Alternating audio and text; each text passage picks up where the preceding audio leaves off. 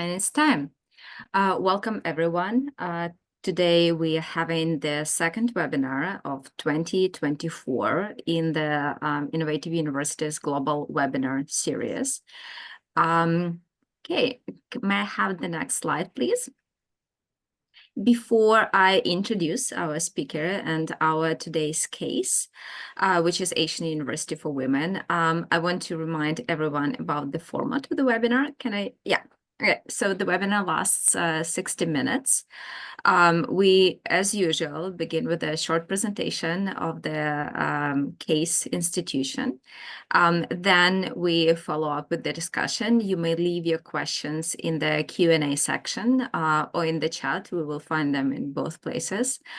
You can also obviously watch the recording afterwards and share it with your colleagues and your network. It is usually available on YouTube, and we share it using hashtag Innovative Universities. We also share our thoughts on the webinars using the same hashtag, so you can do so too to continue the conversation. Okay, and finally, today we are blessed with the presence of Dr. Rubana Haq. Rubana truly contains multitudes. She is a businesswoman, she's a scholar, she's a poet, and most importantly for today's event, she's the Vice Chancellor of the Asian University for Women. Now, I personally hold this university very dear to my heart because it's one of the cases in my PhD thesis. And it's a truly special institution that manages somehow to walk in both worlds, providing world-class education within liberal arts education paradigm, but focusing on underserved communities. We will hear more from Rubana about that, and I encourage you to pay a lot of attention to this institution. They seem to be impacting the region in a great way. Rubana, the floor is yours. You are muted. Rubana, there we go. Yes. I know. So I was so excited hearing you introduce me that I kind of lost my focus on the mute button. So pardon me for that. But thank you so much for inviting me to this event. And it's my honor and deep privilege to be addressing all of you. Actually, I feel very honored just being the Vice Chancellor of Asian University for Women. It's truly magical. The university, I would dare to say that we actually produce magic. And the magic lies in the spirit of all the students that we have. This university started way back in 2008. The government of Bangladesh allowed the university to operate under a special charter, which kind of freed us from any shackles of bureaucracy. So we don't have to really report back to any University Grants Commission. We don't have anybody basically breathing down our neck. So that's our first spirit of freedom. So that is number one. Number two, we have magic because we don't only think about just academic excellence. For us, the spirit of humanity lies in empathy, in inclusion, and diversity. So for us, these are very, very important mantras that we try and follow. And for that, what we do is we not only focus on just the brilliant entrants, but we focus on the most underserved communities from Bangladesh and beyond. And when I say beyond, I mean we have students from 17 countries currently, and the current enrollment is of 1,500 students. And you'll be happy to hear that, we have more than 555 Afghan students. We have more than 240 students from Myanmar. And,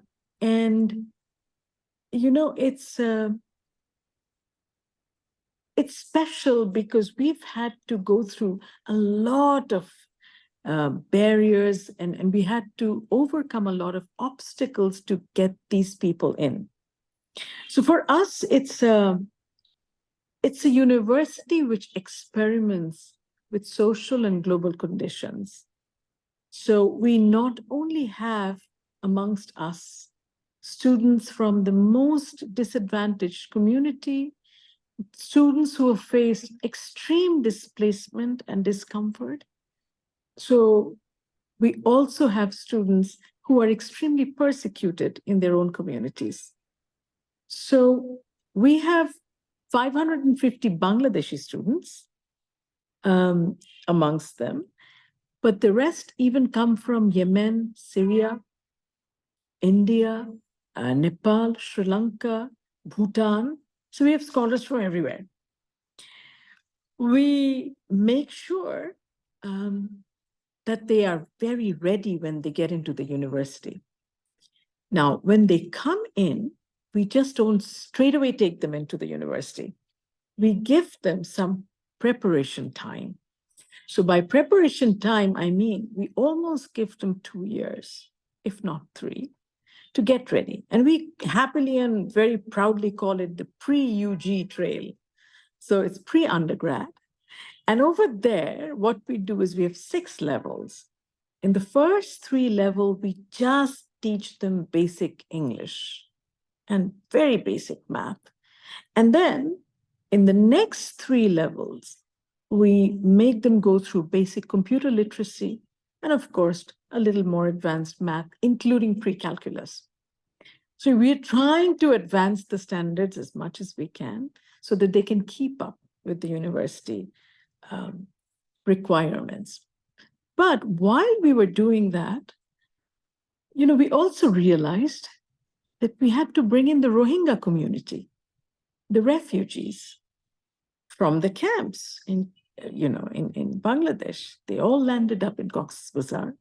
As you know, Bangladesh has given shelter to 1.2 million refugees from Myanmar, the Rohingyas. So when we started bringing the Rohingyas in, we realized that just pre-undergrad level training would not do. So we started giving them other training. And what was the other training? Literally, we started from grade 7, 8 level of education. So we started yet another program called General Studies. So this General Studies only has very displaced Rohingya students who come in and actually also learn through dancing. So we have dance therapy as well. And then they gradually pick up. And I'm happy to report to you that these Rohingya students have turned out to be absolutely our most diligent students of all, because they are so resilient. They're like phoenix, they can rise from the ashes. So these students are doing so well now. One of our Rohingya students who just finished her undergrad in bioinformatics got into straight PhD program in a very well-reputed US university. So, our success stories just don't end there. We have scholars in Cambridge, in Oxford, in Cornell, in many other universities. So it's interesting to see, how they grow within the culture of Asian University for Women and then excel beyond. So, our story doesn't end there. When the Taliban invaded Kabul completely, the women just had to flee. So where would they go? There was just no home for them anymore, because they announced that there would be no education beyond grade 6. So what would they do? And we had no idea how to exactly bring them in, but we did. So our founder, Kamal Ahmed, found a way to literally take 148 Rohingya students, Afghan students, and put them on an airplane from Kabul straight to the United States. So 158 literally left escaped from Afghanistan through just pure effort of Kamal. And then, they got placed, of course, in Cornell and Northeastern and other universities. But then we started thinking, of course, pushed by Kamal mostly, that how could we bring in more girls? Because they were just not safe in Afghanistan. So gradually we found a way of literally smuggling them through so many places, including, lots of places, actually, Pakistan, Iran, everywhere. And they made it. So as a result, we have 555 extraordinary Afghan students who have come in, but their levels were very different. Some would go to pre-undergrad level, some would be placed in undergrad level, and some even had finished their graduation. And when we tested them, they qualified to get into a master's program. At that point, AUW, Asian University for Women, did not have any master's program. So we invented one. And can you imagine inventing literally a master's program from the scratch was such a challenge. So Johns Hopkins came in very handy. They started a hybrid program with us. So that is how we started a master's in education program for the Afghan women. And now that master's of education program is attracting more and more people, more and more students. And, on ground, the program is managed by brilliant teaching fellows. And they manage with all the online education they're managing. And the beauty of that program has been these Afghan women have basically connected to their roots. And they have been teaching young children online, themselves. So they have already become educators. So you see, I don't think we should ever despair when we have a tough position, when we have a tough challenge. I think we should just be innovative and have enough courage to push it through. So this is how we've done with the Afghans. And now, interestingly, sorry if I'm if I'm speaking for too long, please interrupt me. Okay, thanks. Interestingly, we also have a very, very special program for the most underprivileged communities, including ready-made garment workers from Bangladesh. So way back in 2013, if you remember, I'm sure you will remember, a few of you at least will, we had a huge building collapse called Rana Plaza. A huge building collapsed. 1,134 people died because of unsafe factory conditions. So we went through a collective national tragedy at that point. And what we did immediately was we started to think about a program. I did actually, through my factory first. And we said, okay, let's send these students straight to Asian University for Women. And then I was not the vice chancellor. Then I got into a dialogue with Kamal, and Kamal and I decided that, yes, why not take these young garment workers in and make them go through pre-undergrad and prepare them? And we did.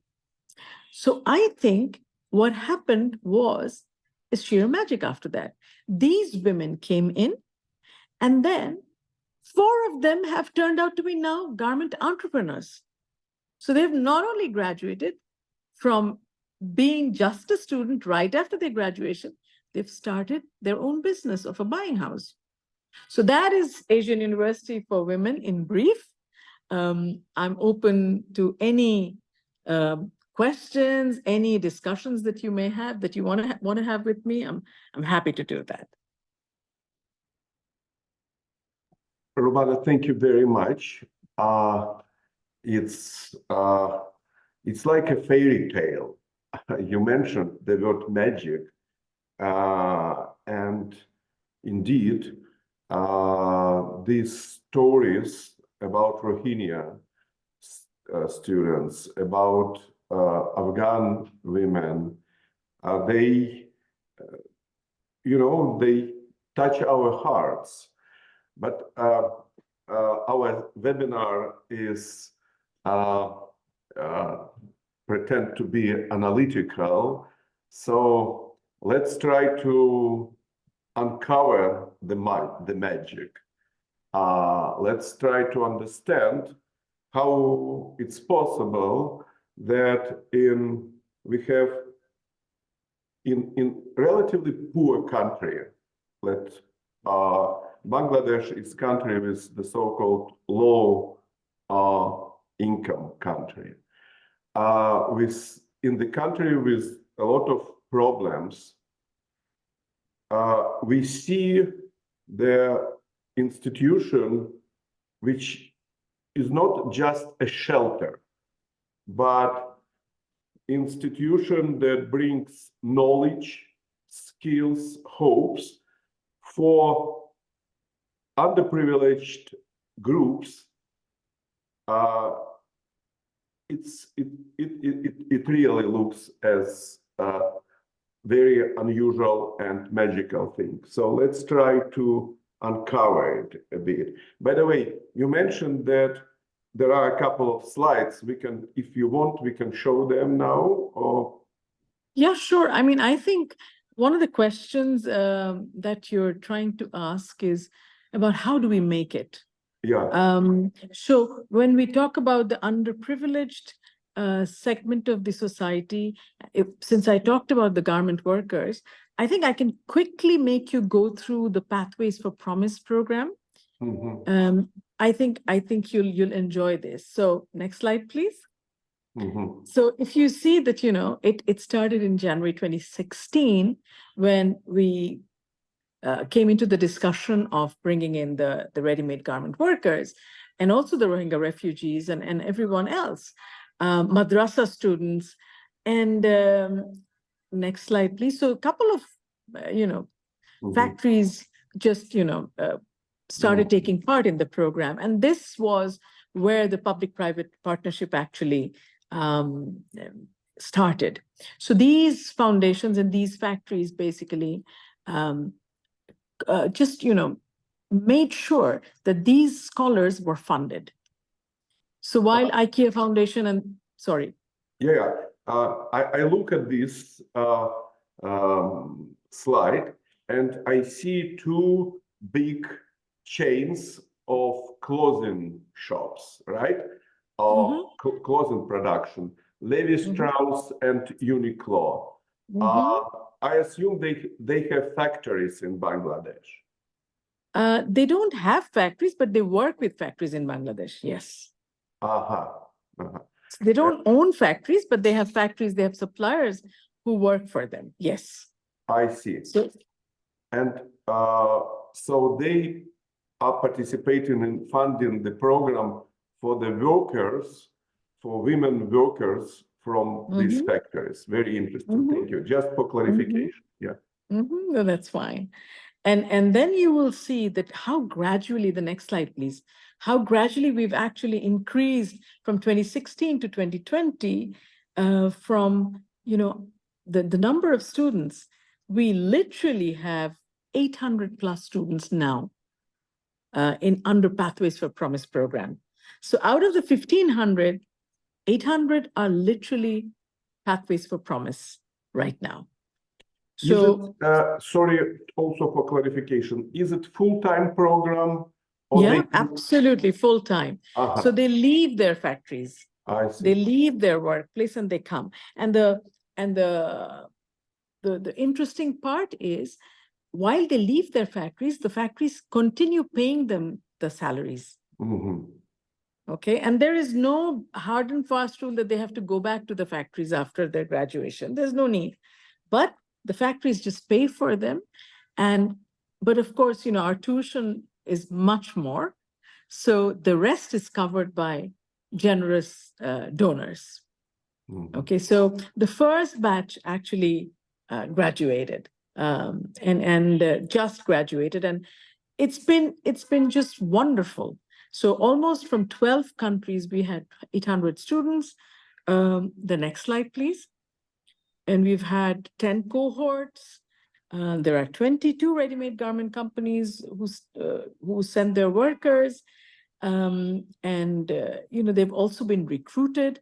And the first batch of ready-made garment manufacturers, workers' graduation was in May 2020. And if you look at the next slide, you will see them. There are pictures, you know, and they say these are all endorsements. They never, ever thought that they would be able to come to a university and even attempt university education. So it actually started because I was pursuing my PhD then, while I was also managing my business.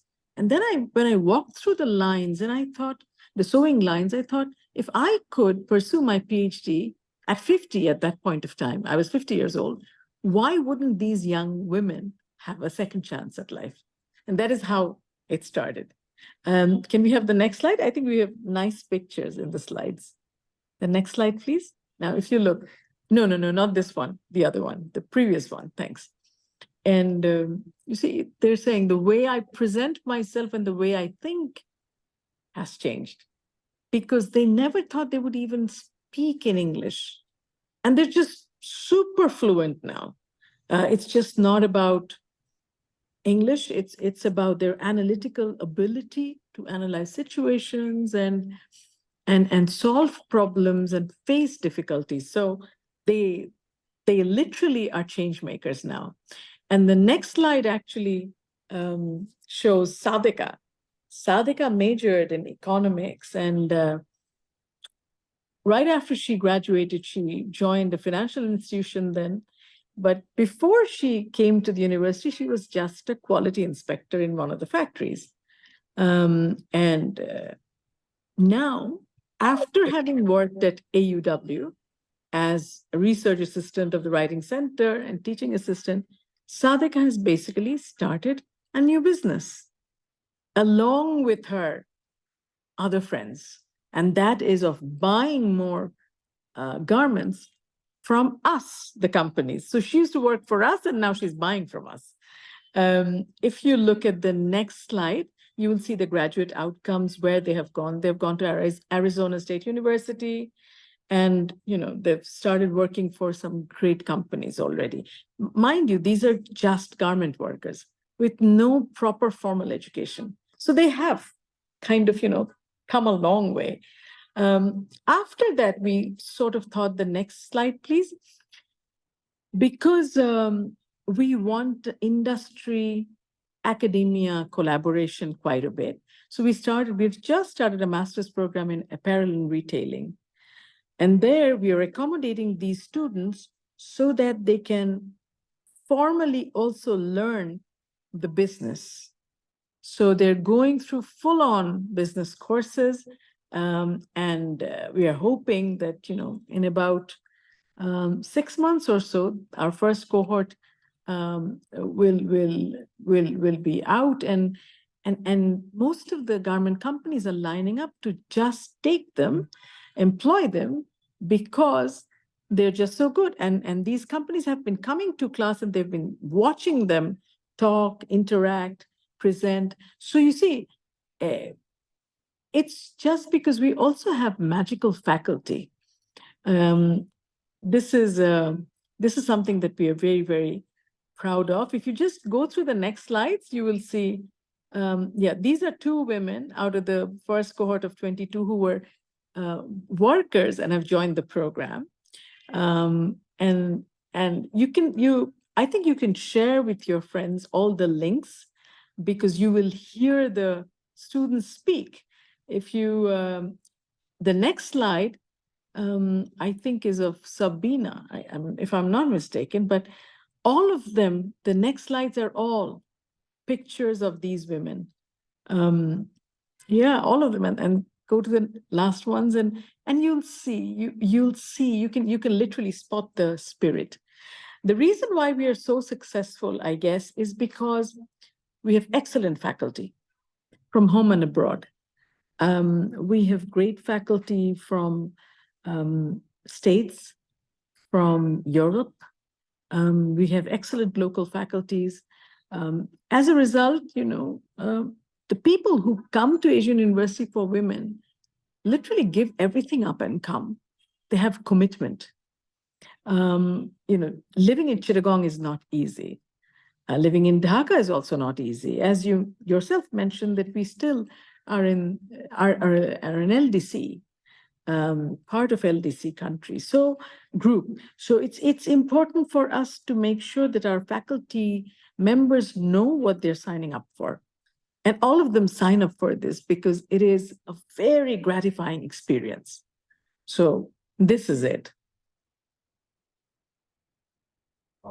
Thank you. We have probably already a few questions in the chat, but let me start some basic question. First, why this university was established not in Dhaka, not in capital city, but in Chittagong? What's good? What's special about Chittagong? So you see, we are given complete freedom from the government, but the government, when we started, also wanted the university not in Dhaka. So it sat very well with our selfish reasons, because Kamal is also from Chittagong. And, it was nice to have a university in Chittagong, which would be of international standard. And ever since day one, Mrs. Sherry Blair continues to be the chancellor. Thank you. And do you have other different universities in Chittagong, or you are the only? Yeah. No. There's Chittagong University. I see. Which is very old university, and we have a couple of private universities as well. And do you have cooperation with them? Maybe male students meet students from your university? Do you have joint projects? We have adjuncts teaching from Chittagong University who come in. As far as the student interaction is concerned, we don't have much, but that's a point to think about. But we are also very careful because, especially with the new cohorts, the Afghan women and the Rohingyas, we also feel that we need to protect them a bit before we open the world for them.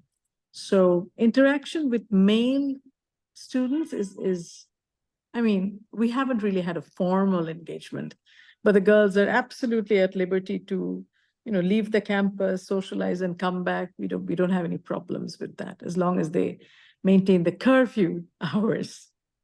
Okay. So the main question for me, as a researcher of higher education, is this specific type of single-gender universities. We know I visited quite a few women's colleges in the United States, in Ireland. I visited a very interesting university in Almaty in Kazakhstan, women's teacher training university. It's very interesting. In Kazakhstan, they have in one city, they have traditional teacher training university and teacher training university for women. And I ask myself, what is value added of this type of universities?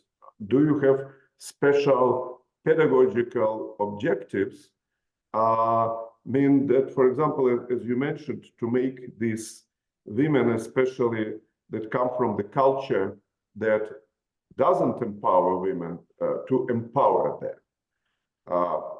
How do you do this? What is special about this type of universities? What do you think? So what we do for our university is, one, when they come in for conditioning, we give them full English immersion also. So as a language immersion, we use different tools. For instance, we have open mic, so they can come and address anytime. They can speak. We encourage them to communicate. And of course, reading is greatly encouraged. At the same time, we have performing arts. We have choir. So the choir it used to be led by a French gentleman. Now we are hiring another person because he has left. So choir, everything. I mean, the sport, we encourage karate, boxing, cricket. So as a result, the girls get a different kind of exposure to freedom. So that's the first thing that we do. But as far as our academic program is concerned, first of all, the entry is very easy, but the exit is very tough. Mhm. We don't let them out quick. So we have scholars who've been with us for 5, 6 years and haven't still made it. That's because we haven't given up on them. But we have a huge challenge because these women, if they fail, we can't really exit them. We have to find another alternative route for them to pursue education and yet not be there. So this is becoming a social experiment for me at this point of time, because now we are talking to vocational institutes. Now we are talking to hotels, if they would be able to employ them. So we are looking for alternative routes because not everybody is going to excel, and not everybody is going to come out of the university with a degree. Otherwise, we lose that edge of excellence. So only the bestest of the best graduate. The rest we have now, I mean, at an average, we have at least 10 to 15 students falling back every semester, which is not much because our class sizes are really small. It's anywhere in between 12 to 15. And there's individual advising. We have counselors there, mental health counselors, addressing them. We have just a central advising for them. So as a result, we make sure that they cope. So if I'll just share a quick example of mine. So the other day, while we were exiting 15 students, I sat through the interview of 15, and I asked one person with the lowest GPA. She was very confident. She came in. She had not even gone to undergrad. She's still in a pre-undergrad, but we're exiting her. She looked very confident. So I asked her, I said, what is it that you want to do? She said, well, I'm very good at karate. I'm this and that. I looked at her background. She was a policewoman in Afghanistan. So I exited her from the academic program, but I did give her a job under work-study program as a security assistant because she's good at that. So it's also, I mean, we are kind of like a full-on experiment that has worked magically, but we have to have some method in our madness too. So we are constantly, also experimenting with different modes, different treatments, and coming up with answers that actually help us guide our next steps. So we are ever evolving, forever panting, forever young. Yeah, that's very interesting. And you, in your introduction, you mentioned one word that maybe now it looks for me as a key word, resilience. And maybe your pedagogy is about building resilience using different ways. And if I think, and in fact, many universities, not just single gender universities, face similar problem when they work with first generation, first college generation.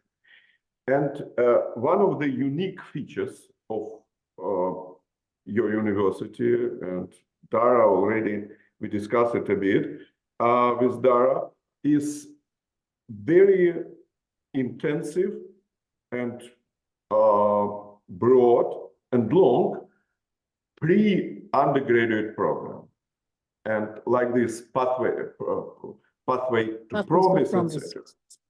So I'm thinking that maybe when so it could be easy thing not to have this program and just to accept students, like having affirmative action, accept students in need to the university. But you decided to, forgive me, I may sound provocative, to lose 2 or 3 years for some background training to make them more ready. Do you consider this as a right investment? Because again, you have 3 years undergraduate program and 2 or 3 years pre-undergraduate program. It's quite unique. Why don't just accept them and see who can swim in this flow? We would have a very, very high rate of rejection in that case. So what we are doing is, instead of having a long pre-undergrad tail, we are now starting our own lab school. So University Lab School, we are starting in July 2024, because then what we are going to do is we're going to have students, we're going to accept students from grade 6. So middle school onward, we will start, and then, we'll go to primary. But middle school onward, middle school and high school, we will absolutely bring it under lab school. So the principal is already working. We have recruited one person, and she's recruiting the teachers. The curriculum is being set, and it's probably going to be just IB based. So, it's not going to be easy, but we're going to set high standards. If we are able to do that, by the time we actually also do high school, by that time, the pre-UG tail will become slim. Because I also agree that, this is not the ideal way to prepare entry into university, but this is what we had to do. I mean, if there is a war somewhere in the globe, we make sure that we rescue a few, even if we can. That's why we have people from Yemen, Syria as well. And we could be bringing in also students from Palestine, from Gaza. So wherever it is, whether it's anywhere, it doesn't matter, irrespective. If a female, young female is in distress, we make sure that we reach out and offer what we can do. So lab school is the answer, actually. And so instead of, 3 years of just pre-UG, if we start lab school, automatically everything gets streamlined. In fact, I didn't criticize this idea. I find, in fact, I can tell you that in early communist years, in 20s, when Bolsheviks in post-revolutionary Russia wanted to change the social fabric completely, initially they just opened universities for kids from working class and farmers, etc. And they found that they cannot cope with the program. So they invented this 1 year pre-university course, and it worked quite well. So maybe, frankly speaking, I would not jump to the conclusion that it's a waste. It was a provocative question. Maybe this is not the waste, because you mentioned absolutely correctly that if you don't have this background, you would have problems with retention, and overall culture of freshies would be different. So maybe, by the way, that's maybe some American colleges that work with underprivileged students should learn from you and not just make lower entry requirements, but to offer this additional year or two. Could you tell us a bit more what, besides English, what's else in this pre-undergraduate program? Okay, so like I said, we teach basic English 2 from level 1 to level 6. So by the time they go into UG, they're tested. We have standardized testing. We have math. So math from level 1 to up to pre-calculus, they finish in pre-undergrad. And computer literacy, CS. So we offer, because we have started offering computer science in undergrad. So we automatically also give them a basic computer literacy. And when I say basic, some of them start doing Python. So they're pretty advanced also. So imagine a refugee who didn't have a home, didn't have anything, doing Python even before entering university. So that's our standard. And then we have very, very focused students going in. The beauty of our university is also that we use the summer. Summer is a full session. There's no summer break because all of them are there. We just try and make summer more interesting because we get world scholars to come in because everybody's relatively free in summer and they spend the semester with us. So we don't waste even 1 minute trying to, giving ourselves any break. Wow. I think that this is probably the most radical innovation in all history of our webinar of innovative universities. And the idea is very simple. Not to lose summer months and probably because these girls have no place to go. If you think about Afghan girls or India, how do you use summer months? So what do you do? So summer semester is just a regular semester, or you have something different during Okay. So all the semesters are the same, except that when we are nearing winter break, then, we have 6 weeks of fun.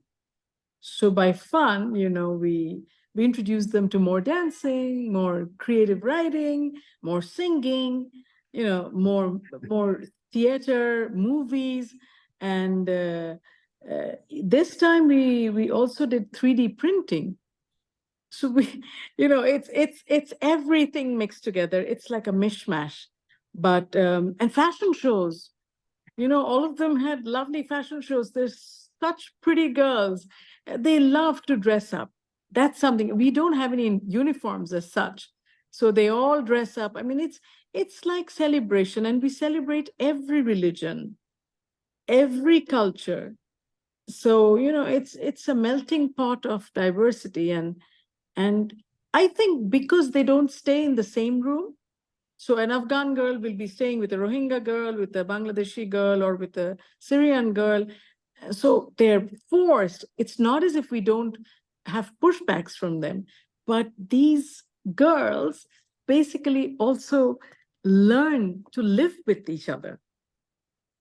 Some are from very, very rich families, very rich. Some are from absolutely disadvantaged background, but they all mix and they help each other. And in our experience, we have found out that the fee-paying student, which is very low, hardly 25%, these fee-paying students help the scholars who are funded, and especially the first-generation university goers.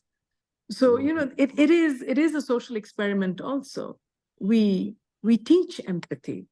It's pushed in the whole program. They all sit together, eat together, irrespective of where they're coming from, whether they're a tycoon coming from a businessman's family or from the camps, we don't care. And that's something we have been able to manage and maintain for so long. Yeah, by the way, you mentioned just now that you teach them to live together. Do you have a special classes of multicultural understanding, or it just happens naturally? No, naturally it happens, but we also push through, multiple sessions. First of all, when they come in, they have seriously heavy orientation. So they know what to expect. And then we intervene everywhere.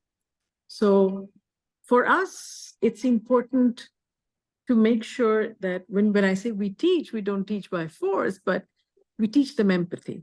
So there are counselors. If anybody's having any problem, for instance, the Rohingya girls who came from camps didn't even know how to sit on a chair. They used to squat on a chair. So imagine from there doing bioinformatics and getting into PhD program in a very distinguished university in the US is not easy, but that's the story.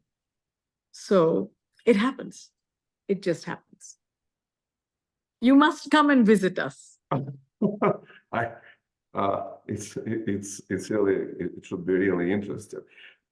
May I ask, we exchanged a couple of questions before the webinar, and I promised that I will ask a question about dissemination of this model, because the issue that you are dealing with is quite common, unfortunately, for many countries.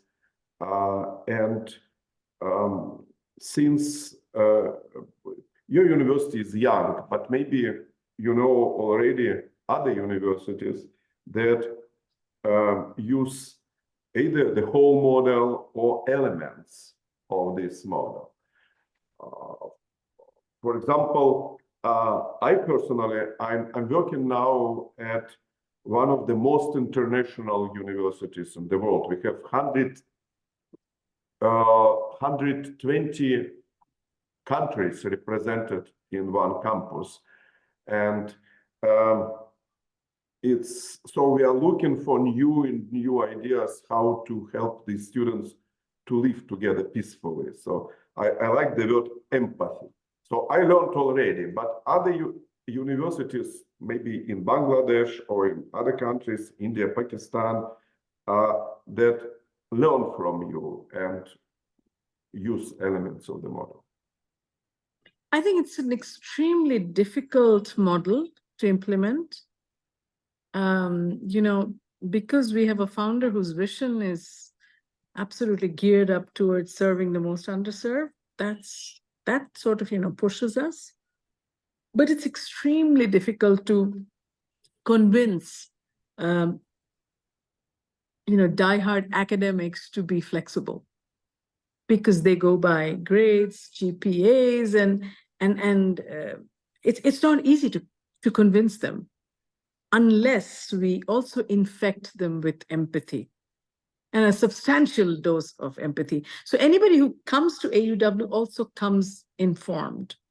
So that's why, you know, our positioning we make sure that everybody knows what they're signing up for. I mentioned it earlier. As far as sharing our model, we have started talking about it. We've been in low profile for quite some time. We haven't spoken much. We haven't been seen everywhere. But I think it's important for us to be more exposed now and share, because this is a model that can be replicated if you really want to implement this. You have to want this. As it is, we have challenges just with graduating students. You know, I was reading somewhere the other day that there's a tendency for grade inflation all over the globe. You know, people are just giving more and more grades. I don't know why, but that's what's happening. In our university, we track grade inflation very seriously, because as it is, we have a challenge of grooming these most underprivileged women and bringing them to the standard. So if we are not careful, we will also be, you know, subjected to grade inflation, and we won't do them justice, or to them or to their futures. So to answer your question very straight, I mean, even no university in Bangladesh has even adopted this model. So we are the only one. May I ask a very difficult question? You may not respond to that. Today, when we observe the growth of conservatism and even reaction in many countries. I'm reading with fear some news about, for example, from Russia, where one of the members of the parliament said that in order to increase fertility, we should not encourage women to go to universities. It's difficult to imagine that someone can tell it in 21st century, but do you see how do you survive politically? Because probably Bangladesh society and culture is not also has some conservative tendencies. I would try to be as politically correct as possible. How do you survive in this political climate? To be honest, we haven't faced any backlash from anywhere. Because Bangladesh is, by the constitution, we are supposed to be secular, and we are. We are secular. I mean, we have majority Muslim population, but we are secular. The prime minister herself, it's a woman. She's a woman. The speaker is also a woman. We have more than 30% women in the parliament. So for us, it's we haven't really faced, but I will tell you a small story and how we handle this. So we have gated campus. So the girls, when they walk, they often, wear shorts, tanks, and they walk. But somehow or the other, the owners of the buildings, because we are still building our own campus, one of them objected and said that, we hear that the girls are wearing shorts. It's we all live in an Islamic community, and what can you do? So I sat him down, and I reminded him that it's we're all secular, and we have children from all religions, from all walks of life. I cannot do anything. I explained properly, and that man ended up sending us so much food the following week. So I had converted one. So I think the richness of Asian University for Women lies in making others understand and empathize with the situation, because no one ever wants to, kind of delete or negate humanity.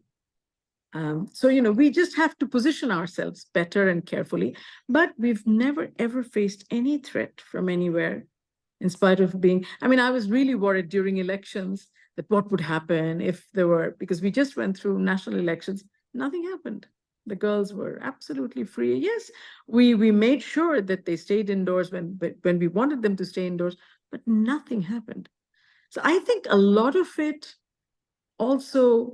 fear also lies within ourselves. I think we have to evoke courage and face and address any kind of obstacles that come our way. I could end the webinar by this very strong statement, but still I really think also as a practitioner about these things. And I have two remaining questions. First, again, you touched it a bit.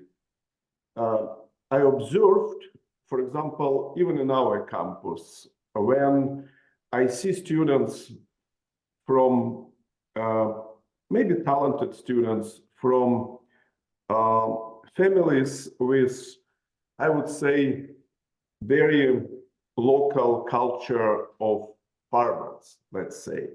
And these students really, like you mentioned, these girls who didn't know how to sit on the chair.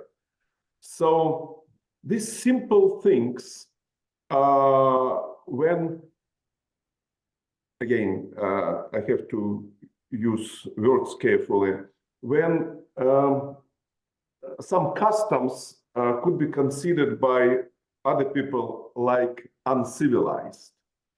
How you deal with that? Because I can imagine these girls arrive to your university and they make this impression that they are from very uncivilized culture. So how you make them to how you create this melting pot that make them more comfortable and others as well? So we have very, very strong dean of students and his team. The center just makes sure that we address the students individually. But what we do is also when they come in, we share a survey, and we have very strange questions in the survey. I mean, do you like the food? Do you like this? Do you like that? And they keep on answering. And then, out of that survey, there are multiple outcomes. And then we group them together. Like somebody will say, "Oh, I feel so hopeless at night. I miss home." So automatically, the red flag is there that she needs mental health support. Somebody will say, "Oh, I hate the food here." So we do know. So now we encourage our students to also help us cook. If they have any interesting recipe, they go to the kitchen and help the chefs. So you see, we make sure that they engage with us in different forms. Like I said, it's just not about academics in pre-UG. We make sure that they stay engaged. I mean, if they want to teach their local dance, we encourage them to do so. So this is how we bring them together, through different cultural programs, through cuisine, and finally, everybody appreciates the gesture, and they all come together. So a lot of cultural activities happen in the campus also. That's very good advice. And my final question is, we have just 3 minutes left, in fact, 2. If I